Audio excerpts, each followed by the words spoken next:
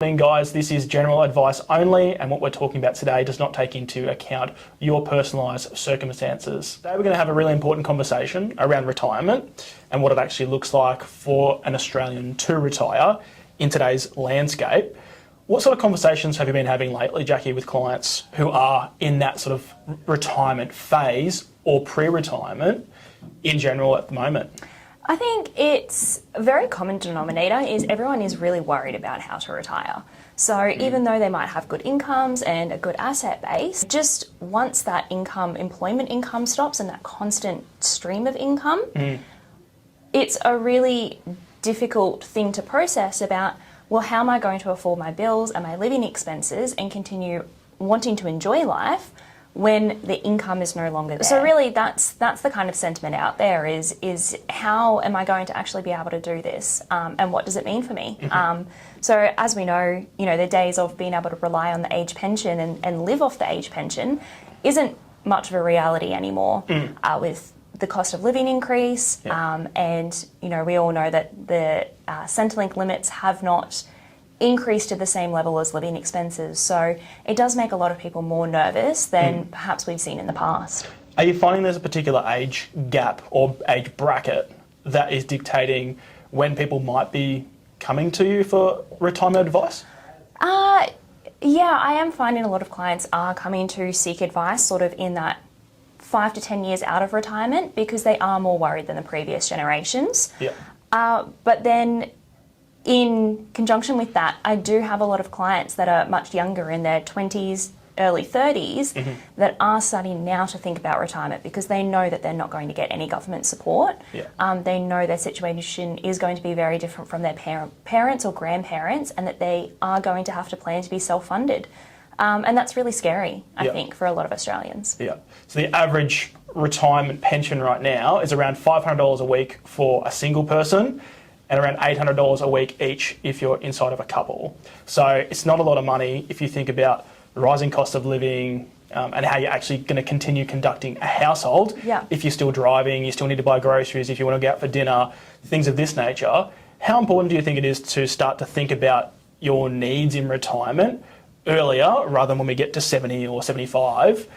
What sort of time frame do you think is important to start thinking about retirement? Honestly, the earlier the better. So if we've got 20 years to plan for retirement, we're going to have a lot of other goals in between that we might want to think about family planning and buying a house and how we build other assets. But the earlier the better, because we might be able to do something on a much smaller scale over a long period of time and let compounding returns and that build up for us and do a lot of the heavy lifting. In comparison to, if you're 5 years out, you are far more limited in the options you've got. So the earlier you can start thinking about it and start planning, absolutely the better. And if someone hasn't necessarily prepared for their retirement early on, they're starting to feel the stress and the squeeze, what are some of the strategies we can put in place, or if you've got clients you've worked with that may have a limited runway to retirement that we've been able to really help? Yeah, absolutely. So I've got a client that I'm working with at the moment that he actually thought he was never going to be able to retire, thought that he would definitely be working well into his 70s because his living expenses were so large right now. And we've been able to work together, work on a budget was the number one thing, looking at what you're spending, where the money's going now, to be able to plan for, well, what do we actually need in retirement? And to be able to make some decisions about, well, are there things we're willing to compromise on now to put some money towards retirement to have a better lifestyle long term?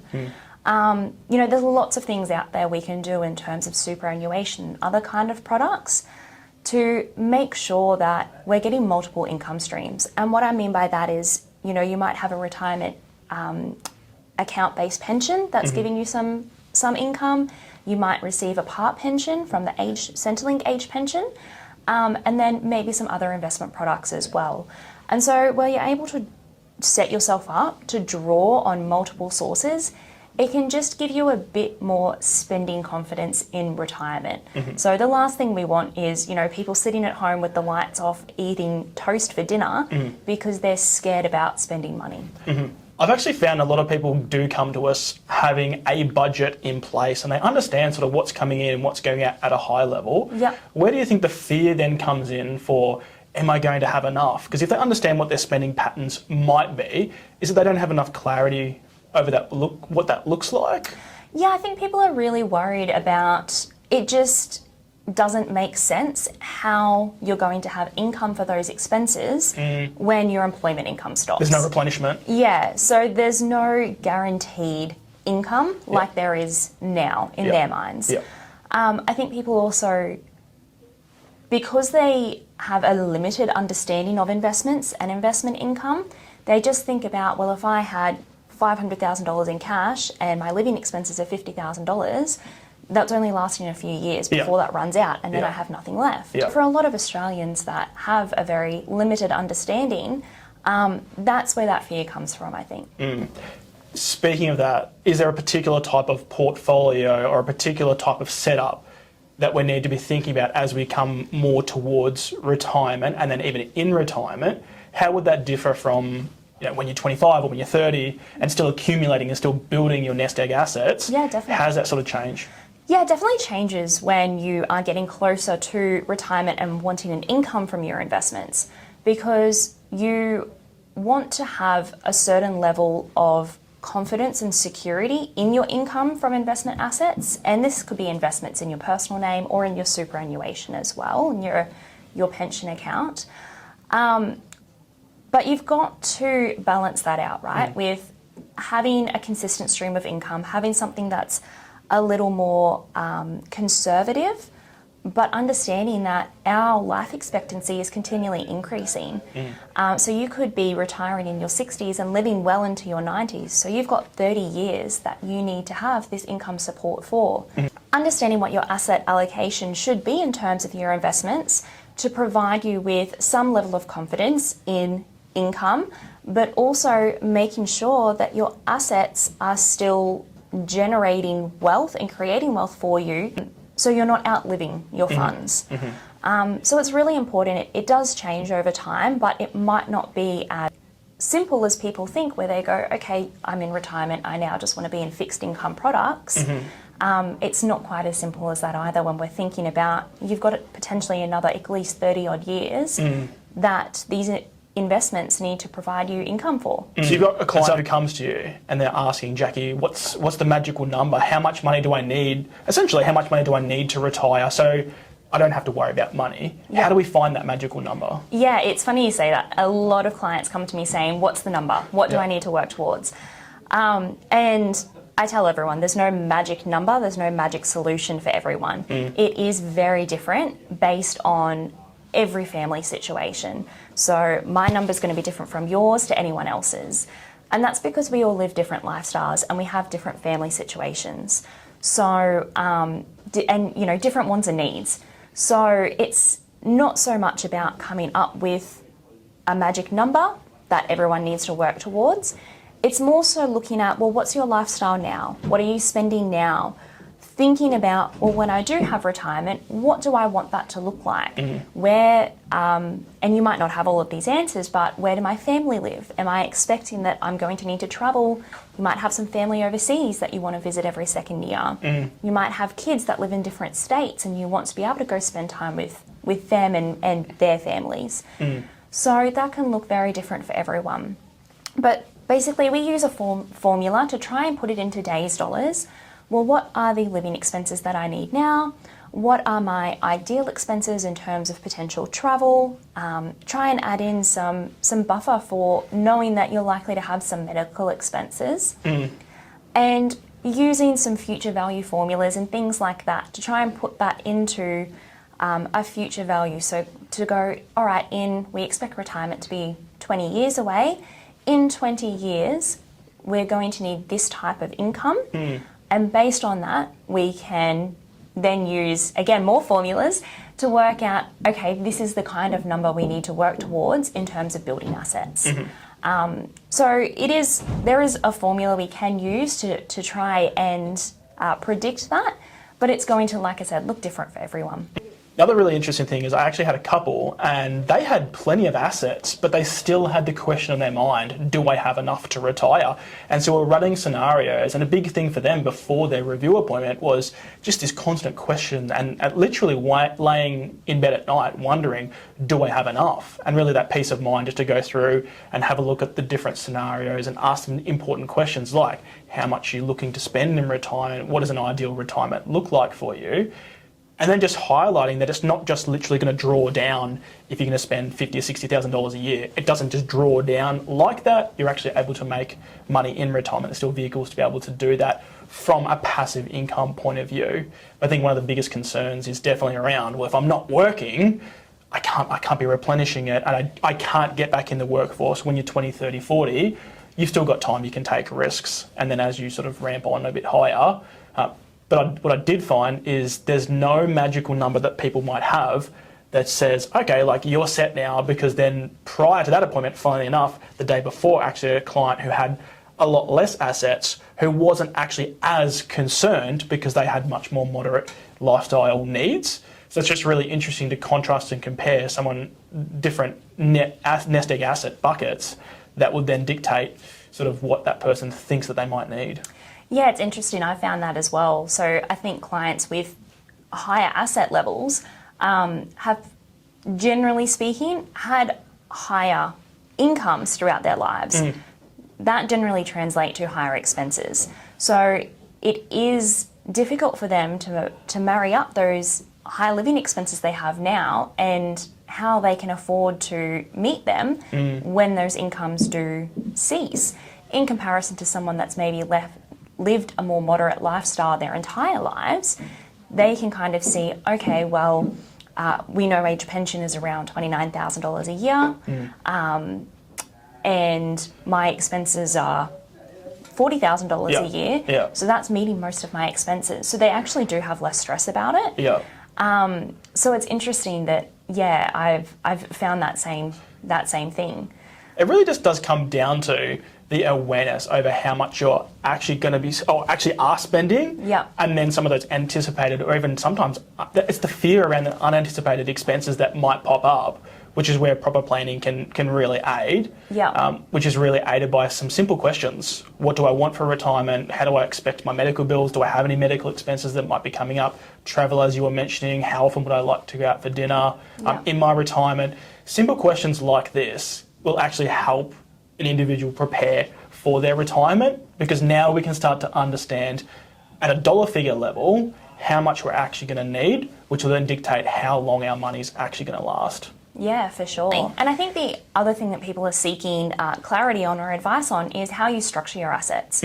So how you structure your assets when you're working are going to be very different to when you're retired. You are going to be relying on your superannuation balance more, but there's also strategies you can put in place to look at the different tax treatments of different types of income. So, for example, when you're working and you're in that accumulation phase, you might have an investment property. And it generally works out, if you've got that investment property negatively geared, it's actually an advantage for you from the position of tax. But when you move into retirement, you're actually needing income. And so if that property is negatively geared or not providing a lot of income, that might not be the best structure for you anymore. So the great thing about being able to utilise your superannuation balance is it's tax-free income. And when you're in that space where you are relying now on passive income, tax planning becomes such an important part of your strategy in comparison to when you are working and earning. You know, you are limited in what you can do.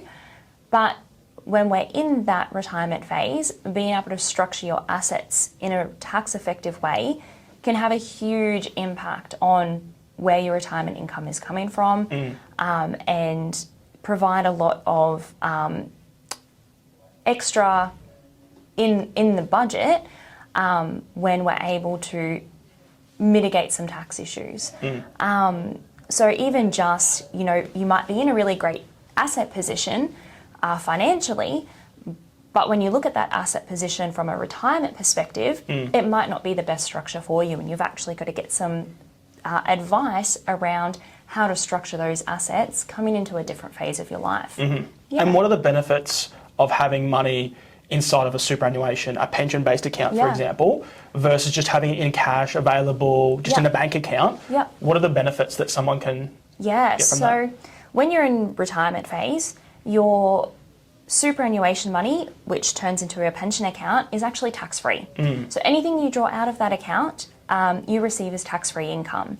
It's a huge benefit in comparison to holding those funds in your own name, for example, because you might draw $100,000, for example, let's just use round numbers, as an income from your account-based pension. There's no tax to pay on that income. Versus if you held investment assets, or you might have $100,000 in an investment account. If you were to draw that out, you're actually paying tax on that as well. So you would have to draw roughly $130,000 to $140,000 out of that account to actually get $100,000 after tax. So being able to structure your assets correctly around those tax issues is going to make your money last longer because you're needing to draw less. So it's really important and a really powerful tool to get that right for retirees. I had this really great client where they just sold shares in their business, and it was a couple, and so they had a large lump sum of money, and were able to structure it in a way where we got a lot of money into superannuation using the different tools that we have, which is really going to benefit them later on in life when we get that much money in, because you get the taxation advantages inside of superannuation that provides such a better lifestyle, because now it's not taking up a larger percentage when you draw it out. Yeah, definitely, absolutely. I had a similar situation with clients who wanted to plan for retirement, and they had a lot of investment properties. So from an asset position, really well set up. But when they actually looked at the income they received from those investment properties, it was a very low yield. So the income in comparison to the asset value was quite low. But they were really concerned about, well, if we sold these properties, the tax they would have to pay on them versus if they kept them. We used some tools to model that out over their lives, and the tax that they would pay on the rental income over their life expectancy was significantly higher, like more than double than if they just sold the properties, paid the capital gains tax and got that money into superannuation. So same thing, we were able to put in a plan to sell down those assets and get bulk amount of funds into superannuation, where it's in a pension account, tax-free environment. And it's just provided them such comfort that they were able to actually retire much earlier than expected, which was super exciting for them and really give them some confidence that they can continue their current lifestyle and some confidence in where their income is going to keep coming from. If someone's still got a mortgage at the retirement age, what is your general sort of process moving forward? Well, it's definitely going to depend on what asset that mortgage is on. Is it on an investment property or is it on their own home? If you did have a mortgage on your own home coming into retirement, there's a couple of things I would definitely think about first. So, is this home somewhere I'm going to stay long term? Might you want to think about downsizing, particularly if it's a family home where you might have 4 bedrooms and now there's only 1 or 2 of you. You might not want a house that size anymore. So, thinking about those types of things first, but in the right situation, you can definitely withdraw a lump sum of money out of superannuation, for example, to clear that mortgage and pay that off. So it will reduce your expenses, living expenses, because you no longer have that mortgage repayment, which for most Australians is their biggest living cost right now. So someone's watching and they're thinking, oh, this is all well and good, but I'm still concerned, I'm still worried about my retirement, how much I actually need. What are some practical steps someone can take to start to alleviate some of those fears? I think, besides coming to see us. Yeah. I think, as we sort of touched on earlier, getting a really good understanding of what your living expenses actually are and what income you're going to need to support yourself in retirement. I think step number 1, look at how much you're spending, look at what kind of income you're going to need in retirement. From there, you can sort of look at your current assets and go, well, how much do I have that can go towards helping me with that? Depending on your asset position, you may be eligible to receive an age pension. even if you receive a part pension, that can really help. There's strategies you can implement to maximise your assets to ensure that you're getting the most amount of pension that you're entitled to. So it might not mean necessarily holding your funds in cash or in a superannuation account. There's different things you can do to make sure you're getting the most amount of age pension that you possibly can get. And that will really supplement how much you need to draw down on your own assets to provide for retirement. So for example, if your income needs are $30,000 a year and you're able to receive $20,000 a year age pension, then you're only having to draw on your assets to meet that gap, not the whole amount. So it means that your own assets are going to last a lot longer because you're supplementing that income from other sources. So I think the important thing to know is that there's help out there, and to please ask for help because you don't know what you don't know. So if you are concerned about it, the best thing you can do is ask for help. I think that's really important as well, is because you can bury your head in the sand for as long as you want, but it's not actually a very good strategy long term. So really asking for help, which it takes a lot of courage as well to actually reach out and admit, and you've had the same thing where you're sitting in front of clients and you're getting out their entire financial world and you see some very wealthy people who are embarrassed about their situation, and then you see some people who have very humble asset base and they're not necessarily worried at all. So there's no particular, going back to the magical number, particular magical number, but there is a lot of fear around and shame even around, what have I done, or I don't have enough time, or these kind of questions. For sure. But the best thing you can do is just speak to someone about it. Absolutely. And it might mean that, I've definitely had conversations with clients where it's had to be a bit of almost tough love in that, well, your expectations for retirement are not aligned with the assets that you have. So either readjust expectations to a more moderate retirement lifestyle, or you're going to have to compromise and maybe work a few more years so that you can put more towards your retirement savings. So sometimes it's just needing to get clarity on what options there are. And sometimes it is a bit of a compromise, I guess, on what you actually want to have and what's realistically able to happen for you. But in either scenario, the best thing you can do is create a plan, and whatever that plan may look like, then start taking the steps to work towards it. But to really surmise what we've been talking about here today is the number one word here is priorities. Just working out what are my priorities and what's really important to me during or now and then during retirement. That will then dictate. It's very easy to get caught up in comparison and thinking, I don't have as much superannuation as my next door neighbour or someone across, that I work with at the moment, and you can really get caught up in that trap. But it's really about what's really truly important to me and then building a plan backwards from there. Absolutely, definitely.